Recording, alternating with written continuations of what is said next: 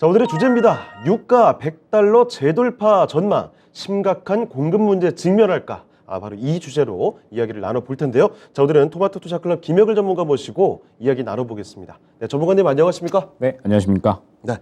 자, 이 국제유가 일단 간밤에 4%가량 급등하는 흐름을 만들어냈습니다. 이번에 또 골드만삭스에서 국제유가 급등 시나리오까지 내놓기도 했는데 100달러가 또 넘을 것 같다는 이야기가 스물스물 좀 나오고 있네요. 자, 그럼 전문가님, 국제유가 흐름 자세히 좀 살펴보도록 할까요? 일단은 우려감을 좀 키우는 이슈다라고 봐야 될 것 같은데 예. 최근 시장에서 워낙에 이제 좋은 이야기들이 많이 나왔었잖아요. 그렇죠. CPI가 이제 계속적으로 안정을 보인다라든지 그다음에 고용 지표가 엄청난 급등세를 보이기는 했지만 네. 1월 달에는 어느 정도 안정되어 간다라는 이야기들이 있었거든요. 그리고 이제 간밤에 또 파월 의장이 이 고용 지표가 굉장히 좀 강하게 나온 부분에 대해서 올해 목표는 어찌됐든 고용 시장이 아니다. 물가의 목표가 있기 때문에 고용 시장은 결국에는 안정되어 갈 것. 이렇게 이제 발언을 해줬기 때문에 네. 어찌됐든 이 시장에서 그래도 이 고용 지표가 급등한 부분에 대해서는 우려감이 좀 덜었다라고 생각을 할 수가 있을 것 같습니다. 그러면은 이 시장에 계속해서 유리한 이야기들이 이어져 왔다라고 생각을 해주시면 될 것 같은데 네. 지금 현재 상태에서 역시나 이 시장에서 가장 중요한 부분은 어떻게 됐든 물가인 것 같거든요. 그렇습니다. 물가가 안정을 계속해서 보여야지 연준에서도 이제는 디스인플레이션이 시작이 되었을 뿐만 아니라 완전히 이제 정착이 되었다라고 이야기를 하면서 금리 인하에 대한 가능성까지도 이제 퍼져 나갈 수가 있는 거기 때문에 결론적으로는 물가가 굉장히 좀 중요하다라고 볼 수가 있을 것 같아요. 그러면서 최근에 이 미국 CPI가 6%대로 이제 진입을 했고요. 이 시장에 추가적으로 여전히 이제 이 기대감을 끌어올리는 부분은 연준에서 물가가 이제 2% 정도를 목표로 잡고 있거든요. 그러다 보니까 이 물가 목표치에 대해서는 계속적으로 높게 유지가 되면서 아무래도 이 조정을 추가적으로 조금 하락을 유도할 수 있겠다라는 그런 부분이었습니다. 그런데 문제는 과연 이제 이 CPI가 계속적으로 이제 작년부터 하락을 하고 있잖아요. 작년 말부터. 그런데 하락을 하고 있는 이러한 기세를 이어갈 수 있을 것인가 이 부분이 중요할 것 같습니다. 네. 일단 이번 달에 발표될 CPI 지수는 약간 반등할 것이다라는 관측이 나오고 있는 상태예요. 네. 계속적으로 이제 하락을 하다가 이제 이번 달 2월 14일 날에 이제 현지 시각으로 발표가 될 텐데 현재 예상치로는 약 0.6% 정도, 네. 그다음에 근원 CPI가 0.46% 정도로 반등할 것으로 예측이 되고 있습니다. 시장에는 좀 영향이 있겠군요. 예, 시장에 영향이 있을 수밖에 없고 계속해서 물가가 하락하기는 했지만 사실 스페인이라든지 네. 혹은 이제 호주 물가가 올라가는 신호가 나왔었고요. 네. 그다음에 우리나라도 이번에 1월 달에 물가가 5%를 이제 넘는 수치를 보였거든요. 그렇죠. 여전히 좀 높다는 이야기죠. 네, 물가가 이제 저번 달 대비 12월 달 대비 올라갔었고 네. 올라간 부분은 아무래도 공공요금이 많이 올라가다 보니까 맞아요. 예, 그 부분이 상당히 좀 영향을 끼쳤다라고 생각을 그렇죠. 해주시면 될 것 같습니다. 자, 그렇다면 1월 달에는 계속해서 시장이 이 디스인플레이션에 대한 기대감과 그다음에 연준의 스탠스 변화에 대해서 긍정적인 반응을 보였다면 이번 달은 이 경기 침체에 대한 우려감들이 일단 작용을 하고 있는 것 같고요. 네. 그다음에 이 강력한 고용 지표 그리고 물가의 반등까지 약간은 조정을 야기할 수 있는 요소들이 계속해서 좀 나오고 있다고 생각을 해주시면 될 것 같습니다. 그렇습니다. 근데 여기에서 물가를 다시 한번 또 반등시킬 만한 요소가 또 새롭게 나오고 있는 게 이 유가죠, 유가. 그렇습니다. 네, 그래서 그렇기 오늘 때문에 우리가 또 이 얘기하는 거 아니겠습니까? 오늘 또 이 유가에 대한 부분들을 한번 예. 이야기를 해보도록 하겠습니다. 우리가 이제 생각을 해보면 사실 작년에 어마어마한 인플레이션은 아무래도 이 에너지발 인플레였잖아요. 그렇습니다. 러시아가 유럽을 상대로 천연 가스를 무기로 쥐고 흔들면서 에너지 가격이 어마어마하게 급등을 했고 그에 따라서 전 세계적으로 인플레이션에 대한 타격이 나타났다라고 네. 생각을 해주시면 될 것 같습니다. 때문에 아무래도 이러한 이 에너지 천연가스나 혹은 이제 이 유가가 다시 급등을 한다라고 하면 인플레이션에 대한 우려감이 다시 재부각될 수밖에 없다라고 생각을 해주시면 될 것 같은데 최근 유가 재급등에 대한 우려감들이 시장에 또 나타나고 있기 때문에 네. 이 부분에 대해서 이야기를 한번 해보도록 할 텐데 이제 글로벌 투자은행 골드만삭스가 최근에 이러한 리포트를 냈어요. 네. 내년에 이 내년이 아니죠. 올해 올해죠. 이제 중순부터 국제 유가가 급등을 할 수 있다. 100달러가 넘어갈 수가 있다라고 이제 이야기를 했습니다. 지난해 그 공포가 다시 재현되는 것 같네요. 그렇죠. 다시 네. 이제 이 공포감을 좀 끌어올린다라고 볼 수가 있을 것 같고 올해 이 글로벌 원유 수요가 공급량을 앞지를 거다. 네. 그러면서 국제 유가가 현재 약 80달러 수준에서 왔다 갔다 하고 있는데 100달러까지 급등을 할 수 있다라고 이야기를 한 겁니다. 예. 그래서 국제 유가의 상승 배경은 여러 가지가 있다라고 생각이 되는데 일단 첫 번째로는 러시아에 대한 서방 국가들의 제재안, 러시아의 이 원유 수출 감소를 꼽았고요. 네. 그러면서 두 번째로는 중국 산업의 재가동에 따라서 중국의 석유 수요가 늘어나게 되면 네. 당연히 또 이 원유 수요가 증가하면서 국제 유가에 대한 이런 상승세를 촉발시킬 것이다. 이런 이야기가 나오고 있습니다. 예. 그리고 그러한 시기가 5월 달이 분기점이 될 거다라고 이제 이야기가 나오고 있습니다.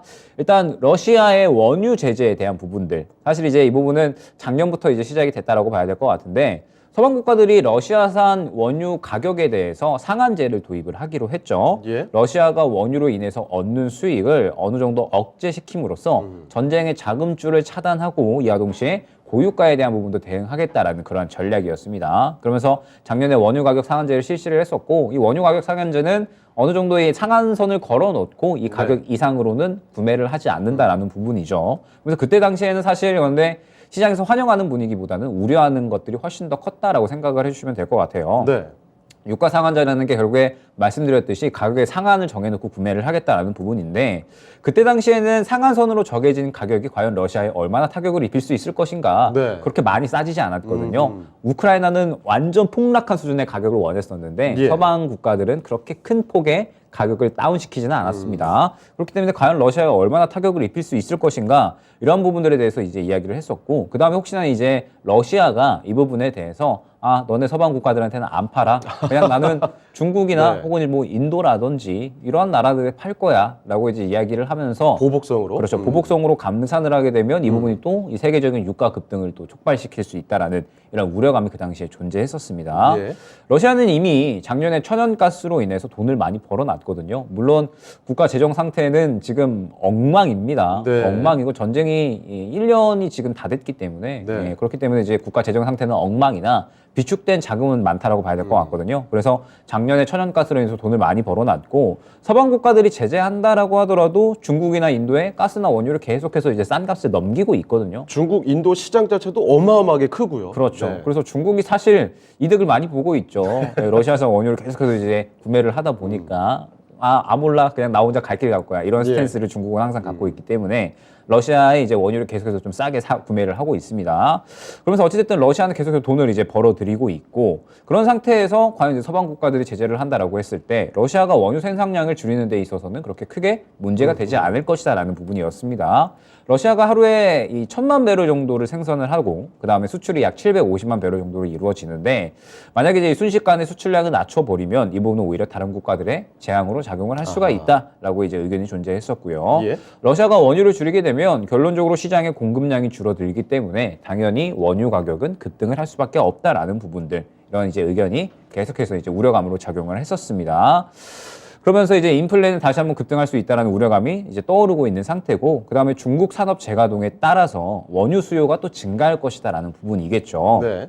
이 부분은 사실 12월 달부터 시장에서 계속해서 이제 이야기가 나왔었던 부분이에요. 12월부터 중국이 제로 코로나에서 위드 코로나로 정책을 전환을 하면서 시장 전문가들의 상당수가 중국의 리오프닝에 대해서 우려감을 표했었습니다. 네네. 물론 우리나라는 상대적으로 중국이 리오프닝을 했을 때 수혜를 받는 국가에 속하기는 해요. 우리나라가 이제 수출 중심의 국가다 보니까 그렇죠. 중국이 다시 한번 산업 재가동하고 문을 열면 이 부분에 대해서 상당히 수혜를 받을 수 있다라고 이제 이야기가 나왔는데, 글로벌적으로 봤을 때 중국이 산업 재가동을 하게 되면 원유나 혹은 네. 그 외 원자재들에 대해서 수요가 증가할 수밖에 없거든요. 어쨌든 산업 돌리면은 이 원유 원자재 다 사들이면서 네. 그걸로 인해서 이제 산업을 또 다시 돌려야 되니까 당연히 이 수요는 증가할 수밖에 없을 것이고, 글로벌 인플레를 다시 반등시킬 수 있는 요소로 작용을 하면서 일부 전문가들은 이게 재앙이 될 수 있다라고까지도 표현을 했습니다. 네. 그렇기 때문에 이 중국 산업 재가동에 대해서도 상당히 우리나라는 기대감이 있기는 하지만 글로벌적으로 봤을 때는 우려감이 좀 있다라고 생각을 해주시면 좋을 것 같고, 더구나 중국은 올해의 정책을 완전히 이제 경제 살리기, 그 다음에 네. 기업 지원, 뭐 내수 그렇죠. 활성화 이러한 부분들을 이제 굉장히 조금 주요 활성화 정책으로 이제 쓰면서 네. 돈을 굉장히 많이 쓰겠다라는 스탠스거든요. 그렇습니다. 시진핑 지금 사면임의 지금 핵심 키워드가 경제 살리기잖아요. 경제 살리기고, 예. 경제 살려면 어찌됐든 돈 써야 됩니다. 네. 기업도 돈 써야 되고, 맞습니다. 가게도 돈 써야 되고, 정부도 돈을 쓰는 그러한 정책이다라고 생각을 해주시면 될 것 같고, 그러면은 생산 인플레, 소비 인플레 다 촉발시킬 수 있는 요소가 된다라고 생각을 해주시면 될 것 같아요.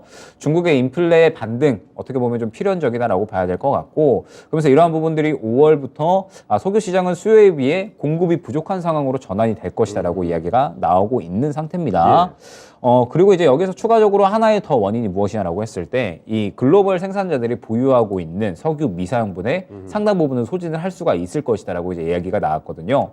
이 코로나 구간으로 인해서 사실 이제 이 원유에 대한 부분들이 시설이 좀 증가되었어야 된다라는 이야기들이 많이 나오고 있습니다. 네. 그런데 그런 부분들도 증가가 잘 되지 않았을 뿐더러 오펙을 비롯해서 산유국들이 만약에 원유 공급량을 늘리지 않았을 경우에는 반드시 필연적으로 이 유가의 급등이 나올 수밖에 없다라고 이야기가 나오고 있어서 결론적으로 이제 세 번째 원인이 생산량이 부족해질 것이다라는 부분이죠. 그렇기 때문에 2023년 중순부터 약 한 5월부터 분기점이 되면서 유가가 다시 한번 재급등을 할 수가 있고 이 부분은 2024년까지 장기화될 수 있다라는 그런 우려감이 나타나고 있습니다. 그러면 최근에 또 휘발유나 경유 가격이 어느 정도 안정을 보이고 있는데 네. 다시 한번 또 2,000원을 향해 갈 수가 있는 가능성이 생겨났다라고 생각을 해주시면 될 것 같습니다. 네. 네. 자, 그 지난해 그 러시아와 우크라이나 간 전쟁 터지고 나서부터 정말 물가 굉장히 많이 올랐죠. 그 주된 이유가 바로 뭐 천연가스 그리고 지금 이야기하는 국제 유가의 급등이었습니다. 자, 그래서 이 에너지 가격이라는 게 물가에 미치는 영향이 굉장히 심대하고 이 물가가 응당 또 증시에도 큰 영향을 미치기 때문에 우리가 자세히 들여다볼 필요가 있는 거죠. 자, 그런데 또 앞서 저 자세히 말씀해 주셨던 언급해 주셨던 부분 중에 하나가 서방 국가들의 러시아산 석유에 대한 이 가격 상한제 이야기 해주셨잖아요. 이 원유에 이어서 이뭐 디젤까지 추가 시행하게 되었다는데 글로벌 에너지 시장에 미치는 영향 좀 어떨지도 요거 좀 자세히 봐주시죠. 네, 일단은 석유 제품 가격 상한제도 시행이 될 예정입니다. 이제 러시아산 원유에 이어서 디젤이라든지 혹은 뭐 중유, 뭐 석유 네. 제품에 제품에 대해서 가격 상한제를 추가적으로 시행을 할 것으로 예상이 되고 그러면서 러시아 내에 이제 설비 가동률이 하락할 것이다 예상이 되는데 네. 내용을 보게 되면 가격 상한선의 기준은 디젤이나 혹은 이제 그 외 원유에 프리미엄을 붙여서 판매하는 고부가 가치 제품에 대해서는 배럴당 100달러, 네. 그다음에 중유 등 저부가 가치 제품은 배럴당 45달러에 대해서 이제 가격 상한선을 정하겠다라고 이제 이야기를 했습니다. 그러면서 이 상한을 넘긴 러시아산 석유 제품을 해상 운송하는 회사들은 보험 및 금융사 이용이 금지된다, 화물 운송도 중지된다라고 생각을 해주시면 될 것 같아요. 예. 이 러시아산 원유 가격 상한제에 이어서 확대되는 범위다라고 생각을 해주시면 될 것 같고 마찬가지로 러시아의 전쟁 자금줄을 차단하는 게 목적이다라고 생각을 해주시면 될 것 네. 같습니다. 추가적으로 이 유럽연합에서는 러시아산의 모든 석유 제품 수입도 전면 금지한다라고까지 이야기 나왔으니까 네. 완전히 이제 러시아산 이 원유나 혹은 이제 그 외 원유 제품들 그다음에 뭐 천연가스 이런 부분은 이제 거의 안 쓰겠다. 약간 이제 이런 스탠스를 밝힌 건데 압박의 강도를 더하고 있군요. 그렇죠. 그러면은 사실 러시아가 팔 데가 없느냐? 네. 근데 그건 또 아니거든요. 네, 어찌됐든 중국이 주요한 수출처가 될 거고. 그렇죠. 앞서도 설명을 해주셨잖아요. 네, 중국은 어쨌든 계속 사들이고 있거든요. 네. 물론 굉장히 싸게 사들이고 있기는 하지만, 그래서 이때다 싶은 건지 굉장히 싸게 예. 사들이고 있고, 어찌됐든 이제 뭐 중국만으로는 이러한 공급량들을 다 이제 수출해 내기는 힘들 것으로 보여지기 때문에 러시아의 가동률 하락은 불가피하다라는 게 업계의 분석이거든요. 예. 그러면은 이제 과연 이 부분도 시장에 긍정적일 것인가 생각을 해봐야 될 텐데, 어찌됐든 공급량이 줄어든다라고 했을 때에는 마찬가지로 이 부분도 원유에 대한 부분들, 이제 원유 말고 뭐 경유나 혹은 이제 뭐 정제 마진이 있는 혹은 이제 고부가 가치 제품들 이런 부분들에 대해서는 다시 한번 가격이 올라갈 수 있다라고 생각이 되고 러시아는 사실 안 팔면 그만입니다. 네. 왜냐하면 작년 12월부터 러시아가 그림자 선단을 꾸려나가고 있거든요. 그림자 선단이요? 그림자 선단이 무엇이냐라고 하면 이제 이 글로벌 정유사 보험업계와 전혀 거래하지 않는 유조선입니다. 아하. 그러면서 이제 가격이 상당히 싸거든요. 네. 그러다 보니까 이제 러시아에서 엄청나게 이 그림자 선단의 선박들을 사들이면서 이 어느 정도 규모냐라고 했을 때 지금 현재 이 해운의 어떤 업황을 반으로 이제 나눠서 네. 양분할 수 있을 것이다 정도까지도 이야기가 나오고 그 있습니다. 정도예요? 네, 그만큼 이제 네. 그림자 선단이 약 한 100척 규모 정도 되는데 와. 어마어마하게 이제 꾸려 나가고 있고 그러면서 사실 이 그림자 선단으로 약간의 이제 이 뒷거래 불법적인 판매, 약간 이제 베네수엘라라든지 이러한 네. 이제 국가들의 판매를 할 것으로 예상이 되고 있거든요. 그래서 과연 이 제재안이 얼마나 효과적일 것인가 이 부분은 한번 이제 생각을 해봐야 될 것 같고 어찌됐든 유럽에서는 러시아의 자금줄을 막는 데 집중을 하고는 있으나 과연 이 부분이 이 글로벌적으로 긍정적인 효과가 나올 것인가 이 부분을 한번 고려를 해볼 필요가 있을 것 같습니다. 네. 자, 국제유가의 흐름을 좀 짚어보고 있습니다. 그 유럽이나 뭐 서방 국가 쪽에서 러시아산 석유, 원유를 많이 좀 들여오기 때문에 여기에 대해서 가격 상한제로 지금 압박을 놓고 있는 상황, 시장에 미치는 영향까지 짚어봤는데요. 자, 그러면 이런 국제유가 흐름과 관련해서 이 중국 얘기도 해주셨는데 또 중국이 경제 회복에 시동을 걸고 있는 상황이잖아요. 여기에 또 어떻게 작용할지도 궁금해지는데요. 일단은 중국이 리오프닝을 본격화한다라고 했을 때 기대되는 부분은 역시나 글로벌 경기를 진작시킬 수 있다라는 부분. 다시 예. 한번 중국이 산업 재가동을 돌리면서 뭐 예를 들면은 애플이 4분기 실적이 저번에 얘기했을 때 월요일에 얘기했을 때 안 예, 좋게 나왔잖아요. 맞습니다. 19분기 만에 매출이 꺾였는데 이 부분이 이제 중국 가동이 중지되면서 상당히 이제 이 부분이 타격이 컸다라고 이야기가 나왔고 만약에 중국 산업이 재가동된다라고 했을 때에는 애플도 당연히 실적이 회복될 수밖에 없겠죠. 그만큼 이제 이 중국의 산업 재가동은 글로벌 경기를 다시 한번 또 드라이브 시킬 수 있는 그런 이제 이슈이기는 하나 이 인플레이션을 다시 한번 또 끌어올릴 수 있다는 부분이 우려감이 커진다라고 생각을 해주시면 될 것 같습니다. 예. 그러면서 이제 이 중국의 현재 상황을 본다라고 했을 때 어찌됐든 산업 재가동에 상당히 또 포커스가 맞춰져 있기 때문에 아무래도 인플레이션을 반등시킬 수 있는 그리고 인플레이션 압력을 증대시킬 수 있는 그러한 가능성은 계속해서 커질 것이다라고 이제 보고 있고 이미 이제 이 국제 에너지 기구 IEA에서는 리오프닝으로 인해서 중국 네. 리오프닝으로 인해서 올해 세계 원유 수요가 사상 최고 수준을 기록을 할 것이다라고 이제 예측을 했거든요. 예. 중국이 이제 올해 전 세계 석유 수요 증가분의 절반인 하루 200만 배럴을 중국이 혼자서 차지할 것이다라고 이제 이야기가 나왔습니다. 전체 절반이요. 예, 그렇죠. 어마어마하군요, 네, 정말. 중국이 원유 수요가 이제 어마어마하기 때문에 아. 그러면서 또 만약에 우리가 생각하는 것보다 빠르게 발전을 한다면 경제 회복을 상황이? 한다면 예.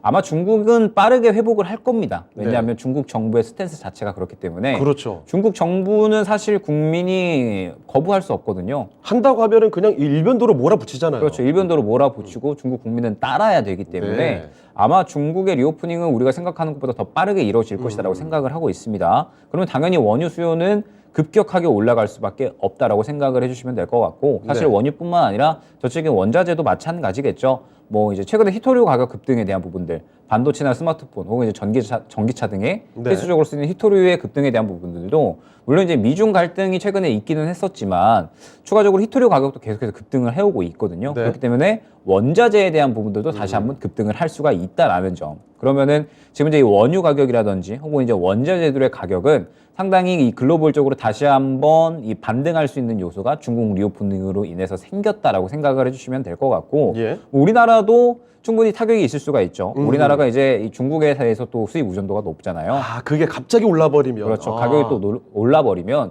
중국이 또 뭐 히토류 거의 대부분 보유하고 있고요. 전 세계에. 맞습니다. 그래서 그다음에 항상 또 무기화하는 거 아니겠습니까? 그렇죠. 히토류 무기화하고 그다음에 2차 전지에 관련된 광물들도 그렇고 워낙에 이 많은 원자재 보유를 갖고 있기 때문에 이 부분이 또 우리나라에 약간 이제 비용이 증가하는 측면이 될 수가 있다라고 생각을 해주시면 될 것 같습니다. 그래서 이제 약간 또 이 IE에서 얘기를 한 게 이 가능성을 이야기한 게 만약에 중국 경제가 우리 예상보다 빠르게 개선이 된다라고 했을 때에는 이제 산유국들, 오펙이라든지 산유국에서 원유 생산량을 단계적으로 이제 계속적으로 이제 감산을 하기로 했었잖아요. 하루 네. 200만 배럴씩 주기로 감산을 했었는데 아마 이제 이 원유 생산량을 늘리지 않을까. 계속해서 이제 중국이 산업 재가동을 한다라고 했을 때에는 원유 가격이 급등을 할 수밖에 없거든요. 네네. 그러면 이제 물론 이 오펙이라든지 혹은 이 산유국들은 약간의 이제 호재로 반영이 될 수가 있겠지만 그렇죠. 또 어느 정도 시장 조절에 대한 측면도 필요하기 때문에 맞습니다. 약간의 또 이 증산에 대한 스탠스를 취해주지는 않을까 기대감이 있는데 만약 그렇지 않는다면 감산을 계속해서 유지를 한다면 이 유가의 급등은 아무래도 필연적이다라고 생각을 해주시면 될 것 같아요. 네. 네, 알겠습니다. 유가가 일단 올라갈 가능성 필연적이다라는 중국 관련된 이야기를 또 들어봤습니다. 그렇게 됐을 때 또 우리 경제가 중국에서 받아들이는 양이 굉장히 또 많기 때문에 순간 또 타격을 입을 수 있다라는 얘기까지 같이 들어봤거든요.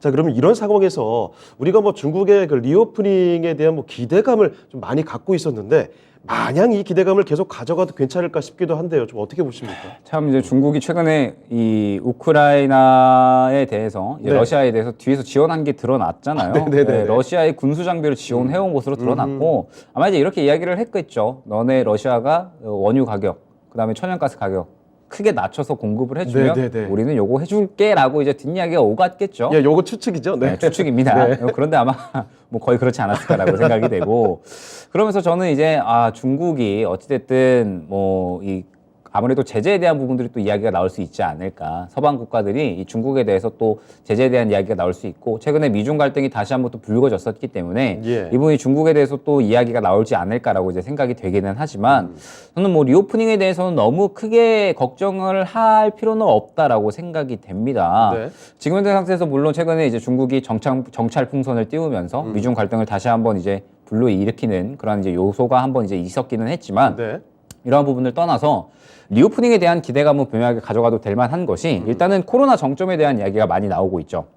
코로나 정점에 대한 이야기가 나오면서 예. 아무래도 이 우리나라가 중국인 관광객들에 대해서 비자를 막아놓은 부분은 분명하게 이번 달 말에 한번 해제를 하지 않을까 생각을 하고 있습니다. 사실 뭐 코로나 확진자 증가와 관련해서 가장 우려됐던 게 춘절 이 명절이었는데 그리고 그렇죠. 좀 지나갔고. 예, 예상보다 좀 무난하게 지나간 것 같아요. 예. 그러면서 이제 정점, 집단 면역에 대한 이야기가 나오고 있어서 아마 우리나라는 뭐 풀 수밖에 없지 않을까 생각이 됩니다. 굳이 예. 이제 유지를 할 이유는 없거든요. 왜냐하면 그때 그런 이야기 나오면서 중국과 괜히 갈등 양상이 있었기 때문에 그렇죠. 이것도 피하고 싶잖아요, 서로. 네, 아무래도 또 우리나라 아직까지는 중국의 의존도가 높기 때문에 네. 뭐 굳이 막을 이유는 없다라고 생각이 됩니다. 그러면 리오프닝에 대한 모멘텀은 충분히 좀 나올 수 있다라고 생각이 되고 있고 네.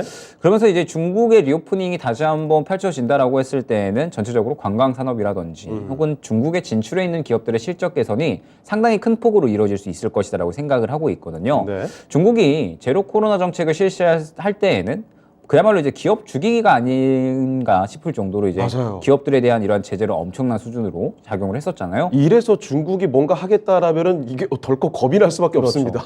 정말 압도적으로 해버리니까요. 겁이 날 수밖에 없는 게 제재를 강하게 먹여버리니까 부도하는 기업들이 부지기수였단 네, 말이죠. 네, 네. 엄청난 규모의 이 기업들도 부도를 했었기 때문에 아무래도 이 탈중국이라는 키워드가 또 그때 당시에 한창 핫했었던 것 같아요. 그리고 여전히 현재 진행형이다라고 봐야 될 것 같은데 중국이 올해 위드 코로나 정책으로 진행을 하면서 해외 기업들을 다시금 또 유치하려는 노력을 진행할 것은 분명해 보이거든요. 네. 그러면서 우리나라는 분명하게 수혜를 받을 수 있는 부분은 존재합니다. 뭐 아마 대표적으로 화장품 기업들을 예로 들 수가 있겠죠. 네. 화장품 기업들이 워낙에 중국에 진출해 있다가 타격을 크게 받았고 뭐 주가도 어마어마하게 많이 내려갔었죠. 너무 심하게 내려갔죠. 예. 그러면서 이제 중국의 이 탈중국화를 좀 진행을 하면서 사업의 어떤 다각화를 진행을 해놨는데 중국이 어찌됐든 아직까지는 중요한 매출 비중을 차지하고 있는 기업들이 많거든요. 그런데 다시 한번 중국이 재가동된다라고 했을 때 수요가 또 올라가면서 화장품 기업들은 또 실적이 올라갈 수 있는 요소로 작용을 할 수가 있다라고 생각을 해주시면 될 것 같고 예. 자 그러면서 지금 현재 이 시장이 이 리오프닝에 대한 기대감들 분명하게 또 저는 순환이 볼 수 있다라고 보고 있는 게 지금 현재 시장이 항상 반복해오던 구간인 것 같아요. 네. 어떤 부분이냐면 지금 코스피 2,500 기준으로 했을 때 지금 네. 다시금 또 돌파 시도를 해주고 있죠. 그렇습니다. 근데 사실 지금 2,500 온 게 지난해 하반기부터 2,500 갔다 그쵸. 2,100선까지 떨어졌다가 네. 2,500 갔다가 또 그렇죠, 2,200선 그렇죠. 떨어졌다. 이게 너무 반복되고 있거든요. 2,500이 너무 강한 매물 구간이다라고 생각을 예. 해주시면 될 것 같고 아마 지금 시장이 다시 반등이 나오고 있고 아마 이 부분은 파월 의장의 이런 발언의 영향이겠죠. 네. 그런데 2,500을 저는 뚫어주기는 힘들 것이다라고 보고 있습니다. 왜냐하면 지금 벌써 4번째, 5번째 돌파 시도를 했는데도 불구하고 뚫어주지를 못하고 있거든요. 그러면은 아마 이번에 딱히 큰 이슈가 없잖아요. 오히려 이제 가장 좋았었던 1월 구간의 이슈들은 약간은 이제 뒤로 이제 줄어들면서 고용지표 서프라이즈로 나오고 이번 달에 CPI가 혹시나 반등한다면 네. 그러면 시장이 조정이 다시 한번 나올 가능성이 높다라고 보고 있거든요. 그러면은 아무래도 이번 달은 약간의 이제 안 좋은 것들을 조금씩 이제 반영을 한다라고 했을 때 시장의 순환매는 분명하게 나올 것이다라고 보고 있고 아하. 그러면은 순환매는 아마 이제 대형주들이 좀 쉬어가겠죠. 그렇죠. 분명하게. 그러면은 중소형주들이 날뛴다라고 했을 때 차이나 모멘텀, 리오프닝 모멘텀은 다시. 이번 달 말에 있기 때문에 네. 기대가 양에 다가오고 있죠, 참. 양에도 다가오고 예. 그 다음에 말씀드렸듯이 이번 달 말에 이제 정부에서 그 중국의 관광객들에 대한 비자 제한 아하. 연장할지 아니면은 네. 해지할지 이 부분에 대해서 결정을 할 거기 때문에 아마 중국 차이나 리오프닝 모멘텀은 이번 달 말 넘어가면서 이제 작용이 될 거다라고 보고 있습니다. 네. 그럼 시장 환경 자체가 이렇다 보니까 중소형주 순환매는 굉장히 좀 나오기 좋은 환경이다라고 한다면 뭐 지금 현재 상태에서는 리오프닝 모멘텀에 대해서는 너무 걱정을 하지 않아도 될 것 같습니다. 네, 알겠습니다. 자, 이 국제유가 흐름부터 해서 중국 이야기까지 어쩔 수 없이 같이 곁들여서 이야기를 할 수밖에 없습니다. 자, 중국 이야기 나오다 보니까 리오프닝 관련된 기대감 계속 가져가도 될까 이런 질문까지 드려봤고요. 그 대답은 오케이로 볼 수가 있겠네요. 일단 중국과 관련해서 이 관광객과 관련해서 이달 말 정도에 뭔가 변화가 찾아올 가능성, 게다가 또 다음 달이면 중국에서 큰 이벤트죠. 양회까지 준비가 되어 있기 때문에 지금 발빠르게 중소형주들 순환매가 일어나게 된다면 중국의 리오프닝주들 다시 한번 기대감 가져봐도 될 것 같다는 흐름 정리를 해봤습니다.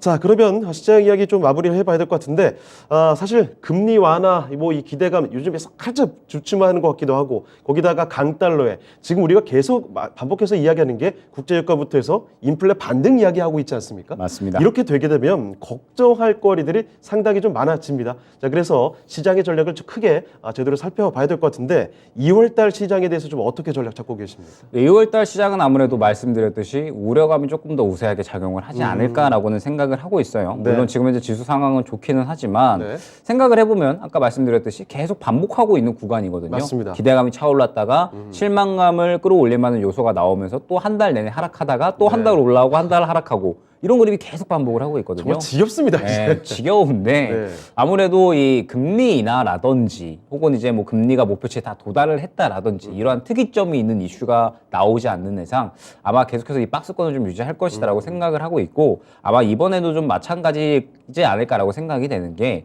2월 달로 넘어오자마자 거짓말처럼 분위기가 확 바뀌었거든요. 네네. 바로 경기 침체에 대한 우려감이 2월 달 되자마자 또 쏟아져 나왔고요. 누가 뭐 준비하고 있었던 것처럼 갑자기 바뀌었어요. 그러니까요. 갑자기 확 나와버리고 그 다음에 고용지표도 서프라이즈로 나와버리고 네. 고용지표는 물론 이제 파월 연준 의장이 생각보다 긍정적인 발언을 해주긴 했지만 어찌됐든 지표 자체는 이번에 굉장히 시장의 3배에 가까운 그런 서프라이즈로 나왔기 때문에 네. 이 부분은 항상 말씀드렸듯이 연준의 강한 금리 기조의 명분으로 작용을 한다 그렇습니다. 라고 언급을 드렸습니다. 그러면은 이렇게 물가 잘 잡아놨긴 했는데 고용이 이렇게 강하니 그렇죠. 긴축 계속 가져가도 괜찮겠네라고 그렇죠. 해석되는 거죠. 경기가 괜찮네라고 예. 이제 생각을 할 수가 있는 건데 어찌됐든 파월 의장이 생각보다도 유하게 비둘기적으로 고용 시장은 우리의 목표가 아니다 이렇게 이야기를 해줬으니까 생각보다 시장이 긍정적으로 반응을 하고 있는 것 같기는 한데 네. 뭐 어찌됐든 2월 달에는 좋지 않은 이야기들이 조금씩 나오고 있고 네. 말씀드렸듯이 CPI도 반등할 것으로 예측이 되고 있습니다. 맞습니다. 올해 들어서 원자재 값들이 조금씩 반등하고 있는 그러한 상태이기 때문에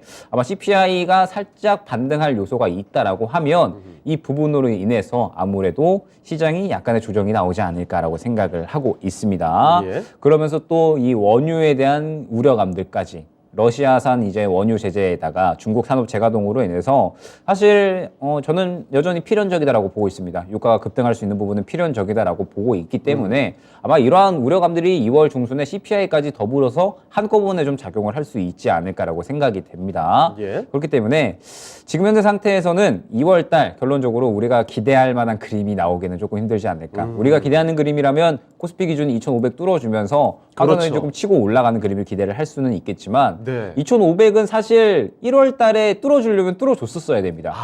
안 그래도 제가 2,500 뚫어줄 수 있을까요? 질문 드리려고 했는데 이거 쉽지 않겠네요. 뚫어주려면 뚫어줬었어야 된다라는 예. 게 결론적으로 1월 달에 좋은 이슈들이 다 나왔거든요. 연착륙에 대한 기대감들, 그 다음에 실질적으로 경제 지표들 다 낮춰지는 이런 모습들 나왔죠. 그렇죠. 그러면서 어찌됐든 이 연착륙에 대한 기대감, 또 파월 연준 의장의 어떤 가능성을 열어주는 발언들 다 나왔기 때문에 뚫어주려면 뚫어줬었어야 되는데 결론적으로 코스피 기준 2,497.4 딱 보이네요. 저기 딱 찍고 지금 하락을 하고 있는 거거든요. 정말 2,500선이 너무 강합니다. 네, 굉장히 좀 주요한 매물대다라고 봐야 될 것 같고, 만약에 이제 CPI가 안 좋게 나오면서 하락을 하게 된다라고 했을 때는 마찬가지로 하방성도 어느 정도 정해져 있을 거예요. 아하. 1차적으로 뭐 2,350, 네. 많이 떨어진다라고 하더라도 약간 2,250에서 2,300 정도로 이제 떨어질 것이다라고 보고 있는데, 그렇게 된다라고 했을 때 지금 현재 또 주요한 주도주들 보면 반도체나 2차 전지 종목들 네. 뭐 이제 반도체 삼성전자, SK 하이닉스 그 외에 이제 뭐 소부장들 2차 전지 뭐 삼성, SJ, LG 에너지솔루션 등등 해서 1월 달에 반등이 잘 나왔기 때문에 네. 아직까지 높은 위치에 있거든요. 맞아요. 그러면은 올라갈 가능성보다 차익 실현 나올 가능성이 더 크다라고 봐야 됩니다. 아, 그래서 특히 대형주들 이거 당분간 움직이기 쉽지 않겠다. 그렇죠. 그러면 사실 이제 반도체 쪽은 오히려 저는 모아갈 수 있는 기회다라고 생각을 하고는 있지만 네. 지금 당장은 눌린다라고 했을 때 또 이 부분이 지수의 하락을 야기를 할 수가 있겠죠. 그렇습니다. 그러면은 지수가 하락을 한다라고 했을 때 아무래도 중소형주가 마구 날뛸 수 있는 시장 상황은 연출이 될 수밖에 없다. 네. 아무래도 계속적으로 치고 빠지는 상승에 연출이 되지 않을까 생각이 됩니다. 중소형주들이 한 번에 빡 뛰었다가 또 순식간에 차익 실현을 나라고 다음 섹터로 이제 움직이고 이러한 장세가 또 마찬가지로 연출이 될 것이다라고 보고 있고 결국 시장이 큰 폭으로 올라가려면 아까 말씀드렸듯이 뭐 하나는 마무리가 돼야 됩니다. 그렇죠. 금리가 이제 목표치로 다 도달을 하던 네. 아니면 우크라이나 러시아 전쟁이 끝나던 그거 참 많이들 기다리고 있는데요. 네, 모든 마무리가 돼야 되는데 아직까지는 현재 진행형이기 때문에 다 빅 뉴스가 확인이 돼야 된다는 거죠. 그렇죠. 그렇지 않고서는 결론적으로 시장은 계속해서 같은 자리를 맴돌 수밖에 없다라고 생각이 되고 예. 그렇기 때문에 이제 반복적으로 나왔던 그림이 아마 2월 달에도 나올 것이다라고 보고 있습니다. 그럼 우리가 이러한 시장 그림이 나온다라고 했을 때 할 전략은 정해져 있겠죠. 네. 그동안에 수익이 난 종목들은 어느 정도는 정리를 할 필요가 있다라고 생각이 됩니다. 덜어내고. 네, 포트 재정비를 어느 정도 다시 한번 할 필요가 있다라고 생각이 되고 그럼에도 불구하고 2월 달에 이 순환이 나올 수 있는 종목군들 말씀드렸듯이 중소형주들은 어찌됐든 계속해서 순환이 나올 거기 때문에 이 관련된 종목들에 대해서 계속해서 순환을 준비를 한다라고 했을 때는 그래도 어느 정도 수익적인 부분을 충분히 기대를 하실 수가 있을 것 같고 3, 1월 달에 드디어 시장이 좀 긍정적으로 바뀌겠구나. 네. 이제는 진짜 끝났구나라고 생각을 하신 분들이 많으실 것 같습니다. 아직 끝나지 않았군요. 네, 그런데 길어질 것 같아요. 아무래도 올해도 사실 힘들지 않을까라고 생각은 하고 있거든요. 네. 그렇기 때문에 일단은 뭐 어찌됐든 우리가 다 해왔던 거지 않습니까? 네. 사실 작년에 가장 안 좋았잖아요. 가장 안 좋았던 때보단 좋습니다. 사실 지금이. 네. 어찌됐든 매매할 것들은 많이 있으니까 가장 안 좋았던 때보다는 훨씬 좋고 여러분들은 가장 안 좋았던 그 시절을 다 이겨냈으니까 네. 지금 현재 이 왔다 갔다 하는 시장 정도는 충분히 이겨낼 수 있을 것이다 라고 생각을 하면서 이번 2월달 순환매 잘 준비하셔서 수익을 안정적으로 챙겨가시기 바라겠습니다. 그러면 2월 시장에서 좀 보수적으로 그리고 현금 살짝 늘려놓는 전략도 괜찮을까요? 저는 사실 뭐 적극적으로 할 거거든요. 네네. 왜냐하면은 어찌됐든 저는 트레이딩 단기 위주로 네네. 진행을 하다 보니까 적극적으로 매매를 할 예정이지만 만약에 그런 부분들에 자신이 없으신 분들은 네. 현금 확보해 놓으셔야 됩니다. 그리고 지수가 바닥 잡았을 때 반도체 종목들 특히나 모아가면 특히 반도체. 네, 특히 반도체 아마 1월달 지나가면서 1분기 지나가면서 네. 이제 공급 과잉 현상에 대한 이야기들 슬슬 이제 또 어느 정도 소멸이 될 거거든요. 네. 조금씩 이제 재고 줄어든다라는 이야기 나오고 있어서 반도체 종목들은 항상 모아갈 준비를 해야 된다는 점까지 안내드리겠습니다. 알겠습니다. 자, 이렇게 국제유가 흐름부터 시장 전략까지도 김영일 전문가와 함께 상세히 전해드렸습니다. 투자에 참고를 하셨길 바랍니다. 자, 그러면 오늘 김영일 전문가는 여기서 인사드리겠습니다. 네, 전문가님 오늘 말씀 고맙습니다. 네, 감사합니다. 네, 오늘도 주식심화론 이렇게 상세한 이야기를 전해드렸습니다. 투자하시는데 아주 큰 도움이 되셨길 바라고요. 지금까지 다양한 투자 판단에 대한 도움 말씀을 드렸습니다만 특정 종목의 상승 그리고 하락을 보장하지는 않습니다. 이 점도 같이 명심해 주시고요. 저희는 내일 이 시간에 다시 뵙도록 하겠습니다. 시청해주신 여러분 고맙습니다.